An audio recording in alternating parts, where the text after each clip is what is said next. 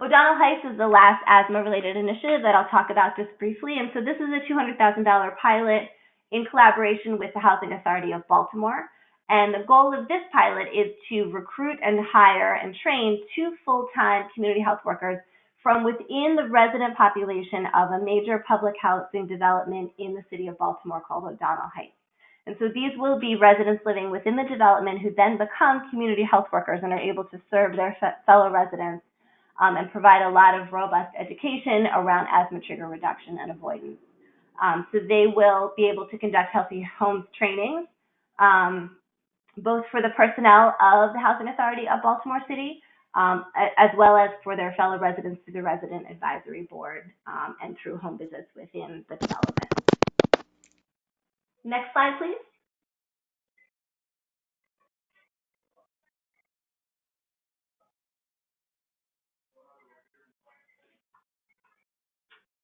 Can we go to the next slide?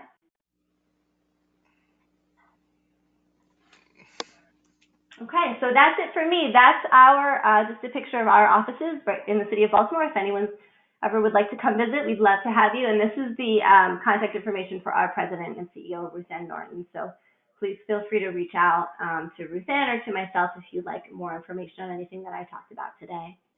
Thank And you, I think I Catherine. came in under time. Yeah, no problem. Okay. So thank you, Catherine. And again, I want to remind folks about the chat function. Please, if you have any questions for Catherine or on the presentation, which is available as a handout via the link, please, type those in now. My colleague Anne will read them toward the end. Gary and Katrina Kaufmacher from the great city of Rochester, New York. I think we're starting with Katrina. So Katrina, if you're ready, jump right in. Great, thanks. If you could give me the first slide, Anne. This is Katrina Korfmacher, and I'm at the University of Rochester Medical Center. And we're just going to give you a very brief overview of how the program in Rochester came to be and how it functions. There's a great overview of it in the Advancing City Level Healthy Housing Report that Anthony referred to earlier. And we'll also give you some online resources at the end. And Gary will give you some more details about what's actually in the system. But I wanted to set it up by, this summary in that report is kind of encapsulated in this picture, which is taken at the 10th anniversary of the Rochester lead law, so in 2016, by which point the city had conducted over 140,000 inspections, and we had data showing that Rochester's elevated blood lead levels had come down 2.5 times faster than anywhere else in upstate New York. So you see many happy, proud partners working together, but it didn't start like this. Next slide, please. It actually started with a small group of community members recognizing that Rochester had a big lead problem. And you're going to need to click through the bullet points on this slide, so just click them up. So at this point in time, the percentage of kids throughout the US who had elevated blood lead levels was around 2%. In New York State, because of our older housing, not surprisingly, it was more than double that. Our county had 7.4%, and in City of Rochester's high-risk areas, the prevalence was around 25%, and some neighborhoods were over 30%. So you can see a map of the city, and the pink and red neighborhoods are where the highest rates of lead poisoning were. Next slide, please. So in response to this perceived problem, the Coalition to Prevent Lead Poisoning was formed by a group of community members in 2000. And it included educators, doctors, community groups, public interest lawyers, academics like me, county staff, and to be honest, not a lot of city involvement at first. City staff and particularly council were very concerned about the potential expense, housing market disruption, capacity, and feasibility of taking on the problem of lead. But this coalition came together with the goal of eliminating lead poisoning by the federal goal of 2010, and realized that in order to do that, they had to protect children before they were poisoned, which meant focusing on housing. The other important thing that this coalition committed to as a partnership from the outset was that this is a problem no one of us had caused, and therefore we all have a role in the solution. So it really set the basis for a very collaborative partnership without pointing fingers or blaming any one particular group. And they realized that in order to implement this principle and achieve those goals, we needed systems change because the current system of secondary prevention was clearly not protecting kids. But the question was how to do this. So the next slide, in order to get this kind of policy change, the coalition realized that they needed a lot of very strong community support so that the policymakers, in this case city council, would perceive that this was a very high community priority.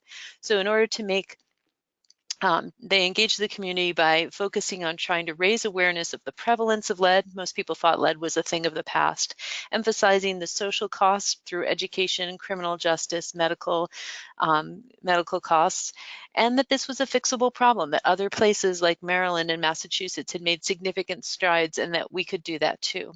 The next thing the coalition did was to make sure that all of its messaging and all of its solutions were based on the best available science, looking at examples from other places, the literature and government reports, but also at the same time to make it economically, politically, and morally unacceptable to tolerate lead in the community. And that was the catchphrase that the coalition used to motivate all of its efforts.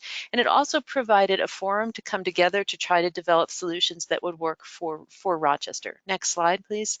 So one of the things that the coalition did to try to broaden community support was to host a community-led summit in 2004.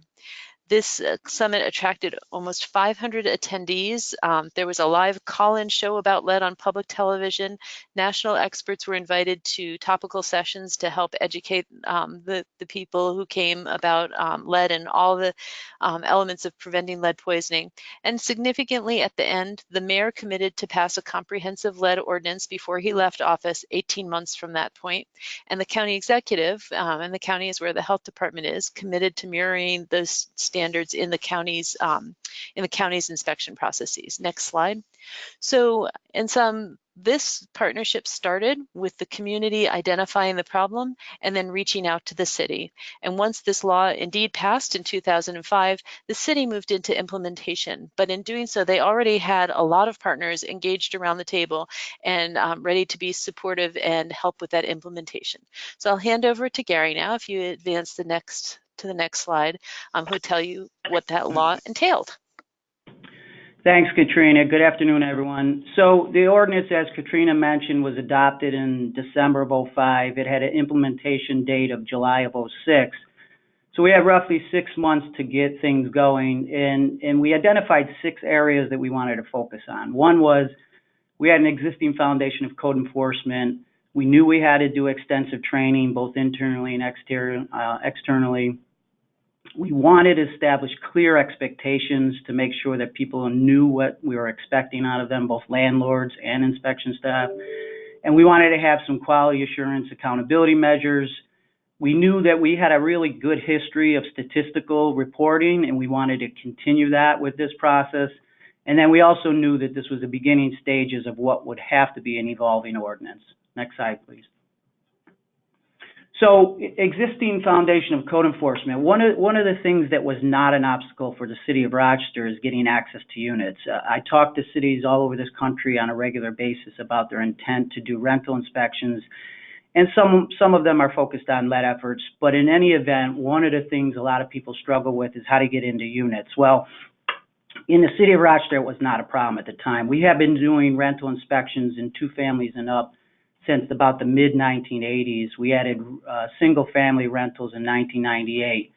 So between our renewable certificate of occupancy program and the quality housing inspection program we ran for Monroe County social service recipients, we were doing roughly about 14,000 unit inspections a year. So gaining access was secondhand for us. We already had an existing organizational structure that had established reporting and oversight. We had adjudication processes that were streamlined and efficient. We had a long-standing relationship with DHS, which is our county partners who facilitate the social service recipients. and the use of the Spiegel Act, which comes into play when we send them a monthly list of health and safety violations, in which case they respond by sending rent withholding notices to those owners, and that motivates and stimulates compliance in our most challenged neighborhood more so than any other vehicle that we have. We had a long and continuous history of successfully obtaining LUD head grants, both the city and county. We've gotten upwards of more than $30 million. So we had a carrot to go with the stick. And then, as Katrina mentioned, and as you'll hear additionally as we talk here, this was not just a city problem, and it was not just a city solution. We have a really large collaborative partnership. This is referencing the county Department of Health and Department of Human Services, but it goes beyond those relationships as well. Next slide. So training, we had, when the ordinance was adopted in December of 2005, we had one person on staff that had any expert lead credentials. That person became our lead paint program coordinator, Len Merritt, and we proceeded to develop lead experts internally. All our staff had to become lead experts. And then we worked on the external partnerships, so our landlords, our property agents. We worked with our third-party lead clearance providers because we wanted to make sure that they understood what was expected of them through our ordinance, in addition to what their EPA requirements were. And then we did some cross-training and shadowing with our county partners at the health department to make sure that we are both on the same page as to what our expectations were to meet the obligations of the ordinance. Next slide. So, what the most effective way to get people to comply is to paint very clear expectations and then to have reasonable, expectations built in. So for us, internally, we do that by making sure that inspection staff and supervisors understand that lead is a priority. We say that throughout our policy and procedures that guide them in their work every day. And then we continue to have those conversations. We don't just let it have a one-time conversation. We talk about it on a repeated basis, so it's hammered home. Externally, we wanted to make sure our lead professionals were operating to meet our expectations procedurally. Our ordinance had some very clear expectations that, in some respects, differed from what they were used to in EPA. And then for our landlords and agents, we spent a great deal of time, again, making sure that they understand how this is going to work, what the expectation is going to be, and how they can take steps, especially the landlords, how you could take steps to adjust your business model now to make sure that you're meeting those obligations. A good example of that is, historically speaking, we always enforced peeling paint as a property maintenance issue. But the lead ordinance changed that to a lead hazard if you're pre-1978 construction. So, we wanted landlords to understand that it wasn't just about slapping paint over paint. You had to do, the right thing, pull stops, pull sashes, do it right the first time so that it wasn't continuing to cause a deteriorated paint issue. And many of them heeded that advice. And we did that through ongoing meetings and conversations that, continue to this day, actually. And then we had a targeted plan for our proactive dust wipe test. We're not going to get into the weeds about what the ordinance is in this presentation, but one of the things that differentiates it from most is, in the absence of a lead hazard, a visual lead hazard, we're doing proactive dust wipe tests in our high-risk area, which represents about 2/3 of our city. And when we started this process, we couldn't automatically apply that citywide because we had at any one time about 8,000 properties we were dealing with open cases. So we targeted an implementation for our proactive dust wipe testing in our areas of highest risk. Next slide. And so for us, accountability internally lies in the form of auditing. We use auditing as an extension of our training. It's more so geared towards recognizing where training gaps are more than it is penal. And we do that. Our supervisory staff are doing that every day. They do it randomly after the fact. If somebody issues a C of O, they do it tandemly to see how inspectors are handling themselves. We do it at the request of our customers, whether that's a tenant or an owner. And we do specifically target observations of how people are performing dust wipe tests to make sure they're consistent with our expectations. And then third-party evaluations of the ordinance have been done, 2 by the Center for Governmental Research and 1 by the University of Rochester. Externally, we audit our third-party led clearance providers. We have what's called a non-responsibility charge that can apply. I'll talk about that a little more in a minute. And then our landlords are accountable or held accountable through our various code enforcement tools. Next slide. So again, as I mentioned before, one of the things that we do have and that we pride ourselves in and that we have going way, way back is inspection data. We have a ton of data. And so we already had a system, even though it's an old mainframe legacy system, and we have an integrated point-and-click inspection system that inspectors use in the field. But we have a real solid database to go and see, you know, where were violations cited, when were they cited, what types of violations were cited, and we wanted to continue to use that convenience with data with the lead ordinance. And so, you know, the data can support or validate progress or lack thereof. It provides a basis for supporting changes in the evolving ordinance, and we'll talk about some of those. And then we really pride ourselves in being a transparent organization. All of the data that we have in code enforcement is pushed out to the public. So these are a couple of our data sources in terms of web-based maps, if you will. The first thing on there is our lead report. We have to do an annual report and post it online. So if you go on that first website there, you'll see the 12-year anniversary report that, you know, speaks to all the different statistics, some of which Katrina mentioned earlier. Next slide.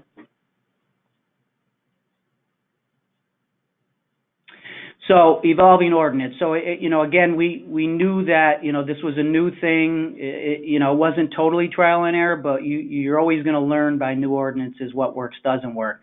The first thing that we recognized that was deficient is in year 1 of the ordinance, we had people coming to us and saying that certain lead clearance providers where they're just stuffing sample tubes at their kitchen table and never wiped any substrate. So we kind of targeted that group, even though the people that were complaining didn't want to participate in testimony. We targeted that group and did discover that they were doing things that weren't ethical and weren't consistent with our expectations. We tried to suspend their credentials from providing clearance reports. They sued us in state Supreme Court. The judge held decision for a year because that was the suspension period we were asking for. But they had to rule against us because we didn't have the authority to impact their EPA credentials. But what came of that is an amendment to the ordinance in section 90-57 that gives the director the opportunity and the authority to charge somebody with a non-responsibility charge. And after due process, which is an administrative hearing that's appealable through an Article 78, we can suspend lead clearance providers from submitting clearance reports to the city. It doesn't impact their EPA credentials, but we can refuse to accept their clearances for a period of time. And then we definitely wanted to codify clearance expectations because we had some concerns that clearance providers were going out to do area focused clearances, and we had the expectation that before a clearance test was done, that we had the same expectation that they did a full visual of the unit before they did their dust wipe testing, just like we do. Using data to identify priorities and efficiencies, we did amend the ordinance from its original interpretation or language of how it defined the high-risk area. And again, the high-risk area differentiates where proactive wipe testing is done. Deteriorated paint is cited citywide, but proactive dust wipe testing in the absence of deteriorated paint only exists in the high-risk area. So we made that a little more flexible than it originally was. It used to be dependent on the last 5-year EBL data from the county. And because we've had such a shrinking database, we wanted to keep the flexibility to maintain the area actually larger than it had to be, but have very clear cutoff lines in the terms of our main streets, so people knew when they were in and out of that area.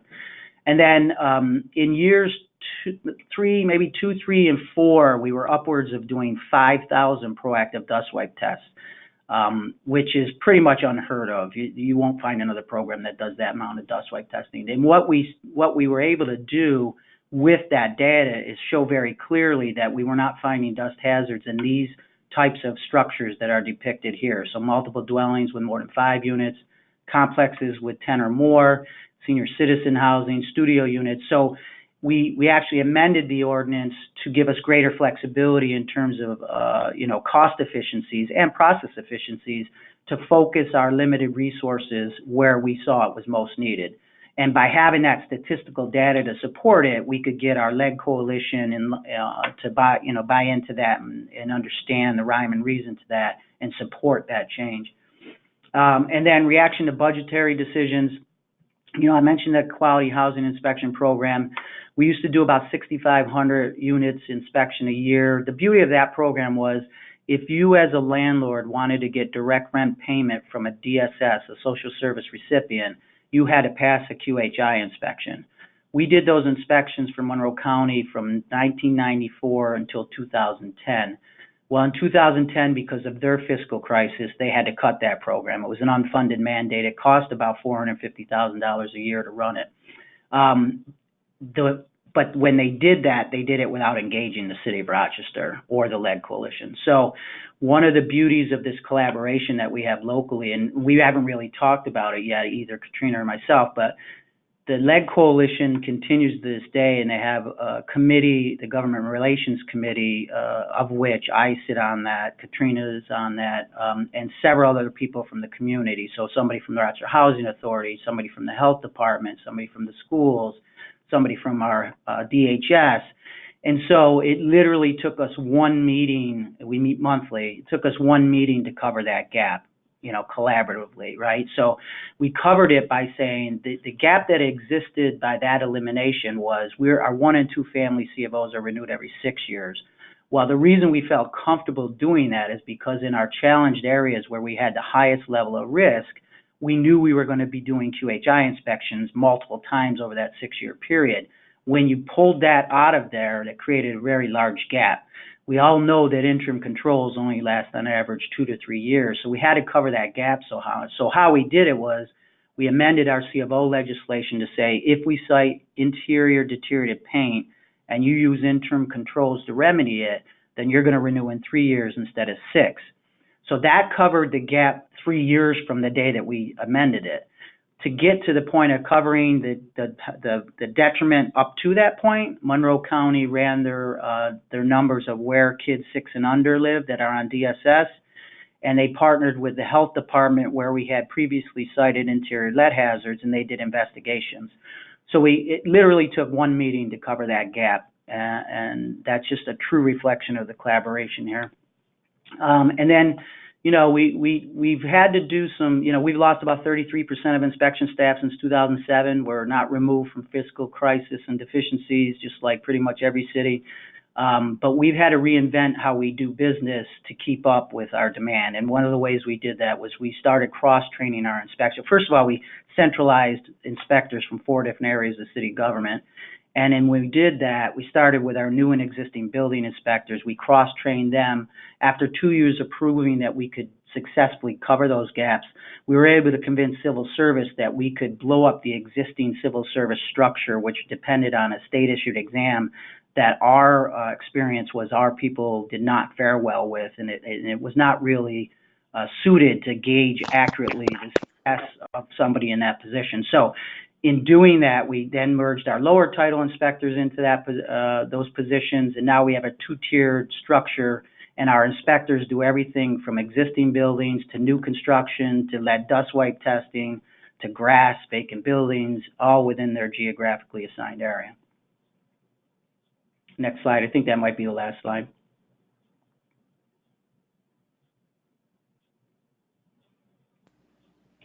So again, this doesn't happen and wouldn't have happened without the efforts of the Lead Coalition, as Katrina mentioned briefly before. To this day, there's tremendous value in their continuation and their ability to keep people at the table, to keep talking about things that aren't going away anytime soon. This is a lead safe ordinance. It's not a lead abatement ordinance, and it does require ongoing participation and commitment. So, we're really blessed here to have that level of collaboration, and it's centered on and centraled by our coalition. Thank you so much, Gary.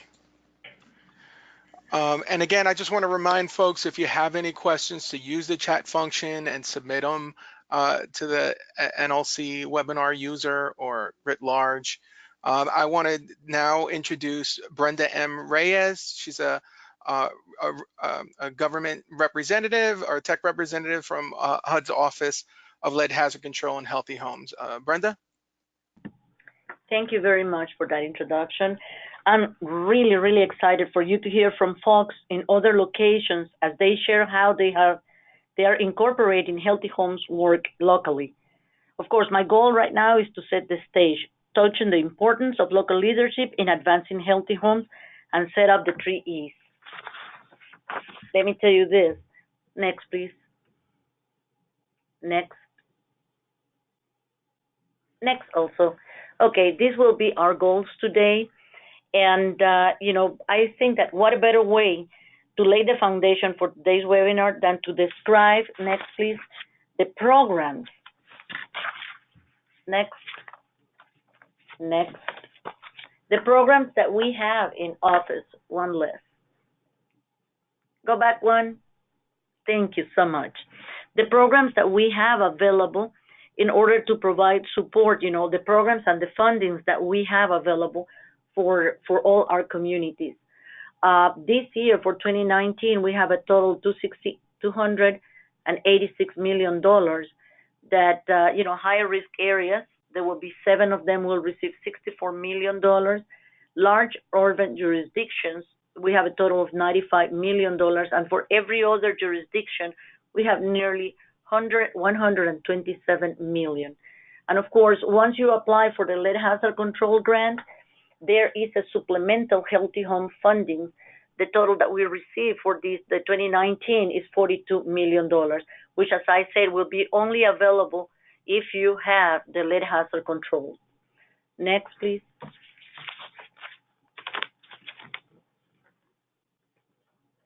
Okay, the funding should provide support to your city to educate, to reduce, and identify the environmental hazards. And it will help us to create a safe environment for the families and the children. Also, even though that we don't think about it, most of the time we don't consider, we don't think about the impact on the community health when we are reducing the hazard within the house. Remember how much time the kids and ourselves spend within the house. And if we are exposed to different multiple hazards in the house, it definitely is affecting our health, and because of the cost of healthcare is definitely impacting our economy. Next, please. What are we calling whenever we say unhealthy housing? What are we thinking of? I mean, this is just a list of some of the hazards: lead, pests, mold, noise, radiation, asbestos, fire, flames, trip and falls, collision, entrapment, explosion, etc., etc., etc. Each one of them, if we consider them independently, we will think, well, let me just remediate lead. But if we don't think of the health effect, yes, I can contain the lead, but if I'm not aware of the health effects of the family being exposed, we are not taking into consideration the cost, the impact on the economic cost. In the case of lead, one of the most common ones that we can think of, health problems. The kids, whenever they are born, they are hyperactive. They have reduced, weight. This child have reduced IQ. Whenever they are in school, they are very, very hyperactive. And our kids that are considered as, with behavioral problems, that represent that the school has to provide special care, increasing the cost for the school. The babies have learning disabilities. We will find them, that these are the kids that stay on the grade, stay on on the grade because they don't want to learn, not because they are so hyperactive, but because they don't have the capacity since they have a reduced IQ produced by lead. Now, how will that impact the economy? Think about that a child that is so hyperactive, that has some incapacity to learn, you will increase the school absenteeism. The kids, definitely will have an academic failure. due to the learning difficulties. If this person does not complete school, we will have kids that will have lack of employment because of the aggressiveness that goes with them, for the rest of their life. We will find them a lot in juvenile detention, and they will have social problems, social issues to interact. They will have criminal record. Think of this population coming within your city just because we did not control the lead problems at the beginning, because we did not perceive the health and economic impact of something that we know as just simple lead. Normally they would say just paint over. But once you go about and follow that child through the rest of their life, you will see how the child is affected, how the young adult and how the adult person is affected. We did not mention here, but lead also promote infertility. Think about the cost of infertility as an adult person. On the same token, whenever we are talking about moisture, that's another one of the hazards. I don't want to be discussing as mold necessarily, but let's say moisture and asthma triggers. For that, we have the carbon monoxide, the pest syndrome, the VOCs. That will be, the candles or any smokes that is produced within the house. These are asthma triggers in most of the cases. We know the cost of treating a kid with asthma. Again, it will generate and it will promote the school absenteeism.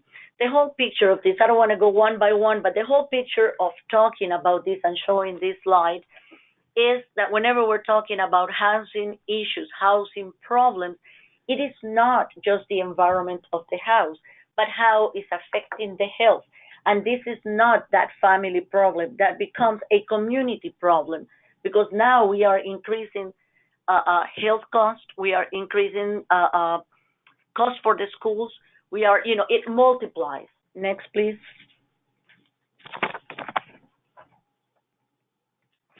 If we are focusing on the intersection of housing and health, we have to think, of course, how we are preventing injuries and disease if we are able to identify which will be the hazards that could promote the trip and falls on the families. How or why do we lower the healthcare cost? I mean, if we are reducing the exposure to these hazards, there will be less need for the kids or for the adults to attend, the emergency rooms, because there will be a reduction in the asthma triggers. And of course, we will see a reduction in the absenteeism due to the health conditions. Next.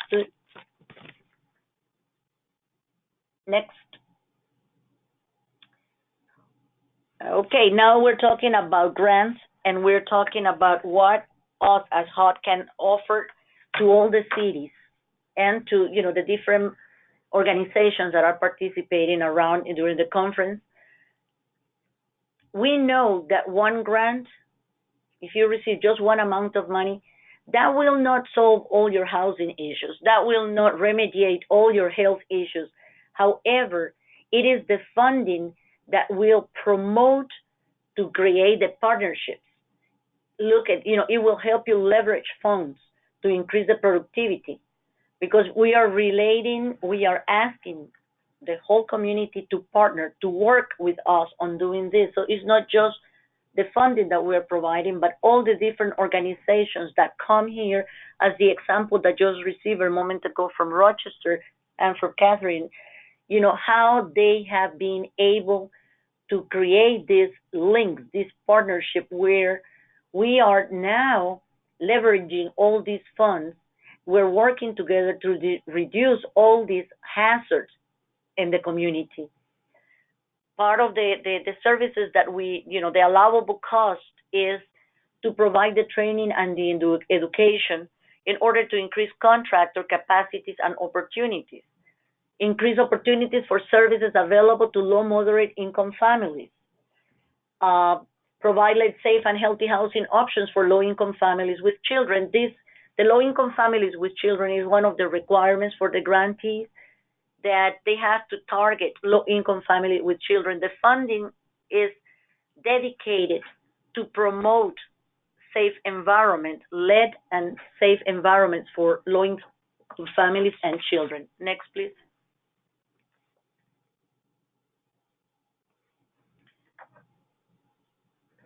One of the requirements of our grant, as I said before, it is to provide the services to low-income families with children. And then it is not just we offer it at that moment, but we ask also the homeowners to market these units for 3 years. Some locations actually ask for 5 to 10 years. Okay, that the units need to be marketed and offered for low-income families with children. So it's not just right now, but we're thinking also in the future to try to maintain availability of these houses to the community. Next, please.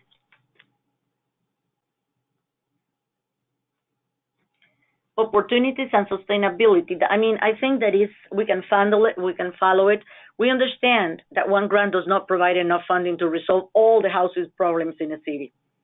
But it's vital to develop the partnership. If we see we have an average of $12,000 per unit to reduce lead, we have an average of $3,500 per unit to handle all the healthy hazards that we may find in the house.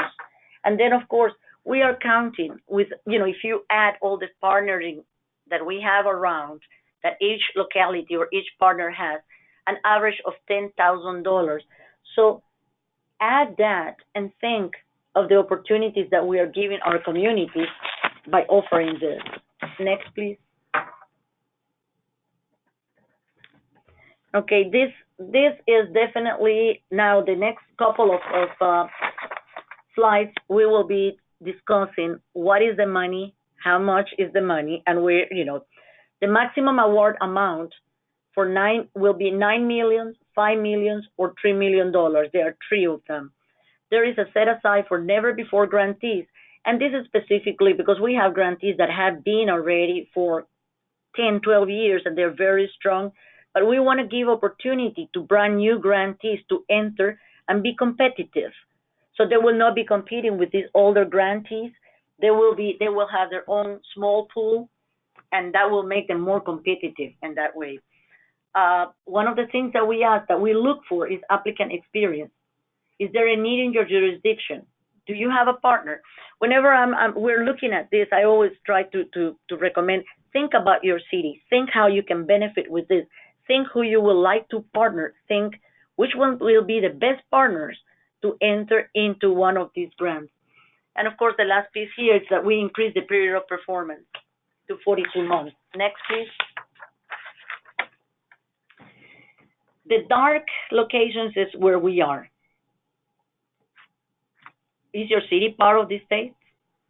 Is your city lacking, meaning that it does not have a grant? Next, please. Brenda? Okay, go ahead, sir.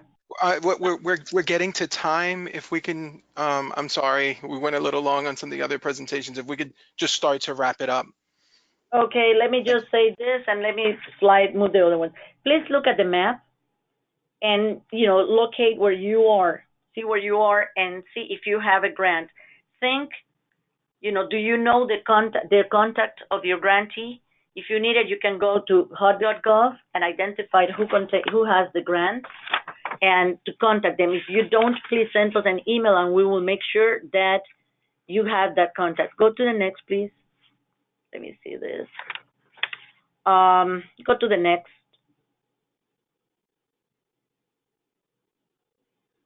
Go to the next one. Go to the next one. This is a description. All these slides are a description of the grants and the criteria, the eligibility for the grants. Again, all this information, you can find it. And I'm sorry I have such a short time here, but you can go to HUD.gov. All this information is available. If not, send us an email and I will make sure that you receive the information. I would like to put just a thought in your mind about if your location, your city, has experienced disasters, especially water issues, this is a very good grant, a very good partner to have, especially because we offer the healthy homes and the grantees offer the healthy homes assessment plus the funding to remediate those hazards. Go to the next one, please. Go to the next one, please. Okay, how much time do I have? Tell me so I know. It was 8 minutes in total, and we were past that. I think if we could just say each one of these slides are downloadable, and if you could just maybe go to the last slide. Each one of these are included in the presentation deck that you can download from the website, including contact information. I also will say that there's an upcoming NOFA that has yet to be announced, a notice of funding opportunity. As soon as that's available, if you're subscribed to our newsletter or how you received the notification for this webinar, we're certainly going to be updating NLC members and subscribers. So, you know, as soon as that's posted, we'll let you know. I don't know, any final comments, Brenda? Because this webinar was only set for 1 hour, but we're going to start wrapping up. No, I appreciate it, Anthony. Thank you very much for the opportunity. And as Anthony said, any information, any doubt, any questions that you need, please don't hesitate to contact us either via Anthony or directly to HUD.gov. Thank you. Great. Thank you. And if you could just go to the slide past the Q&A. Unfortunately, those are our wonderful speakers. Thank you very much for your presentations today. After the wrap up and the next slide, I just want to lift up again the report, which kind of brought us to this webinar. Again, it's the Advancing City Level and Healthy Housing. There's the link that you'd be able to kind of click on and access the report directly. There's a ton of information, and I wish we would have been able to kind of go over it all. And this webinar also is being recorded, so if you missed anything, but I just want to say that we were able to put this report together through the support of the JPB Foundation, so we certainly want to thank them. On June 27th, we're going to have another webinar where we'll be announcing a grant opportunity through again, the generous support of the JPB Foundation, where we're going to identify a cohort of 6 communities, 6 cities, to get deeper engagement and technical assistance in this area of healthy housing. We're also going to be launching a new network related to healthy housing. So look for more notifications on that, and mark on your calendars June 27th, same time, 3 p.m. Eastern Standard Time. I apologize that we ran over time, but thank you for joining us today. Next slide, and just the last slide, just with some contact info. And yeah, so again, if you want to subscribe to our newsletter, you can go to nlc.org/culture of health. And there's some of our contact information. We appreciate your time and attention today. And again, I want to take this opportunity to just thank the wealth of information that was coming from all our speakers. Have a great day.